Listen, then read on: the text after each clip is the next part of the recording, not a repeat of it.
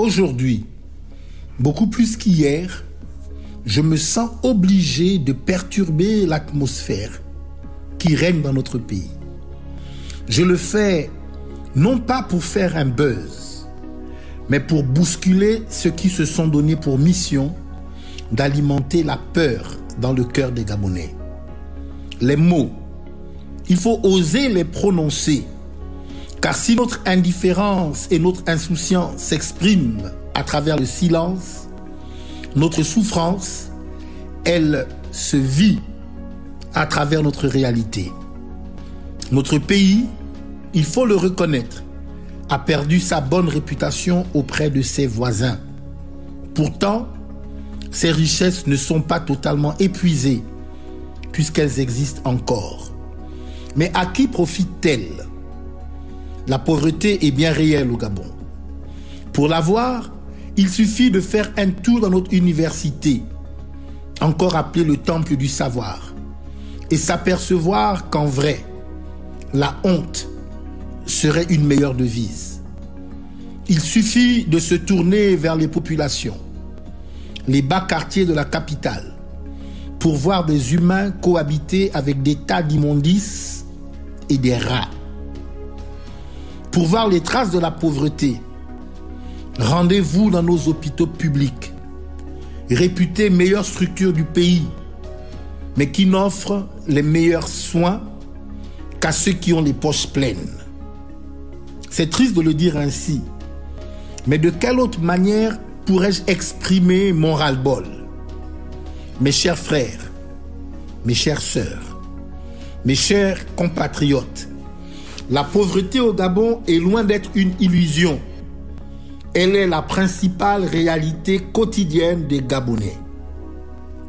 Oui, nous souffrons de tous ces maux. Le stress permanent entre nos maisons, car la dette nationale est criarde. Car si les dirigeants n'ont trouvé de meilleure activité que l'endettement de notre pays, les citoyens entre eux aussi s'endettent continuellement. Et à quel prix? Les intérêts qui foisonnent, les disputes quotidiennes sont souvent la conséquence des frustrations de tous les jours. Oui, la pauvreté n'est pas un mythe, mais une vérité. D'ailleurs, selon une parution dans Direct Info il y a quelques mois en arrière, il est écrit, je cite, « L'appui budgétaire de près de 1000 milliards de francs accordé par les bailleurs de fonds, en parenthèse, FMI, Banque mondiale, AFD, entre 2017 et 2019, n'ont eu aucun impact sur la réduction de la pauvreté au Gabon. » Fin de citation. Selon le Fonds monétaire international, un tiers de la population gabonaise, soit plus de 600 000 personnes, vit avec moins de 580 francs par jour. D'après le Fonds monétaire international, les dépenses sociales du gouvernement sont jugées très insuffisantes au vu des besoins urgents dans les domaines tels que la santé et l'éducation. Selon le FMI, je cite, « Presque un tiers de la population gabonaise vit en dessous du seuil de pauvreté. La poursuite des efforts pour garantir un niveau de dépenses sociales compatible avec les ambitions des autorités, notamment dans les secteurs de l'éducation et de la santé, apparaît essentiel. Dans ce contexte, le programme entre le gouvernement et le FMI inclut des seuils minimums de ressources à allouer à ces secteurs. Malheureusement, ces niveaux n'ont pas souvent été atteints et les moyens mis à disposition des administrations en charge des problématiques sociales sont encore au-dessous des objectifs initiaux. Fin de citation. Au regard de tout cela, devons-nous compter sur les autres pour nous en sortir? Je dis non.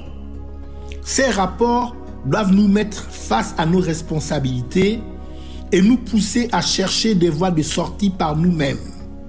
Je dis, qu'il nous faut aller chercher le courage et la volonté là où nous les avons laissés et entrer en action.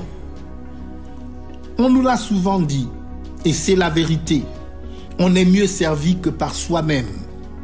Gabonais, il est temps que nous prenions notre destin en main. Nous n'avons plus à subir notre vie, nous devons la bâtir. Pour cela, je crois qu'il est grand temps que nous changions de mentalité et de mode de pensée. Comprenons-le bien, notre pays ne sera rien que ce que nous en aurons fait. Notre Gabon ne sera rien d'autre que ce que notre imagination et nos pensées en auront fait. Nous avons un ennemi commun, la pauvreté. Unissons-nous et boutons-le hors de nos frontières. Ensemble, faisons-le pour le bien de nos enfants, car la pauvreté est une gangrène. Ne pas la combattre, c'est établir le retour à l'esclavage pour les générations futures. Je suis Mike Joktan. J'ai un autre regard sur le Gabon. Que Dieu bénisse le Gabon.